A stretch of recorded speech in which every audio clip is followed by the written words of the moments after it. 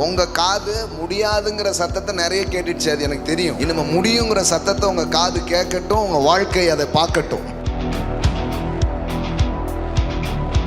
அற்புதங்களை பார்ப்பீர்கள், அடையாளங்களை பார்ப்பீர்கள், வெற்றியை பார்ப்பீர்கள், உயிர்ப்பிக்கும் வல்லமையை நீங்கள் பார்ப்பீர்கள், தெய்வீக சுகங்களை நீங்கள் பார்ப்பீர்கள், பெருக்கத்தை நீங்கள் பார்ப்பீர்கள். ரொம்ப நாளா நடக்காத நன்மைகள்லாம் உங்க வாழ்க்கையில நடக்கிறத நீங்க பார்ப்பீங்க. வாழ்க்கையில இந்த முடியுங்கிற உலகத்து இடத்துக்கு வந்துருங்க. இந்த பிசினஸ் செய்ய முடியுமா? நம்மளால எங்கங்க முடியும் அப்படி சொல்லக்கூடாது. என்னை பலப்படுத்துகிற கிறிஸ்துவினாலே ஒரு நல்ல தொழிலை செய்ய எனக்கு முடியும்.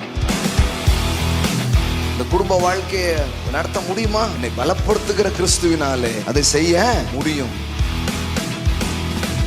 என் பிள்ளைகளுக்கு நல்ல எதிர்காலத்தை தர முடியுமா? என்னை பலப்படுத்துகிற கிறிஸ்துவினால் அதை செய்ய எனக்கு பலன் உண்டு.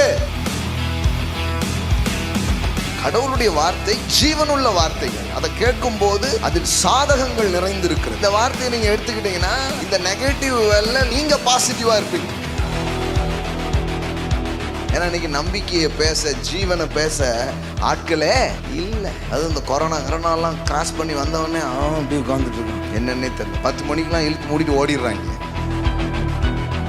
நம்பிக்கையற்று இருக்கிற ஒரு உலகத்துல நம்பிக்கையா வாழ்றதுக்கு ஆட்கள் இல்லை பாருங்க. அப்படிப்பட்ட ஆட்களை மக்கள் பார்ப்பாங்கன்னா அவங்களும் தங்கள் சோர்விலிருந்து வெளியே வருவாங்க.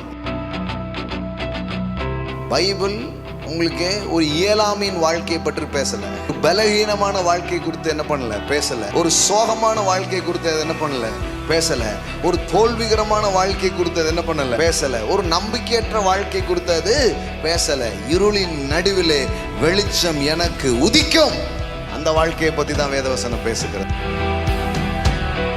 தேவதூதன் வந்து சொல்லிட்டான் மரியாளுக்கு, அற்புத குழந்தை உனக்கு பிறக்க போகிறது. இதை ஊர்ல யாராவது சொன்னா நம்புவாங்களா?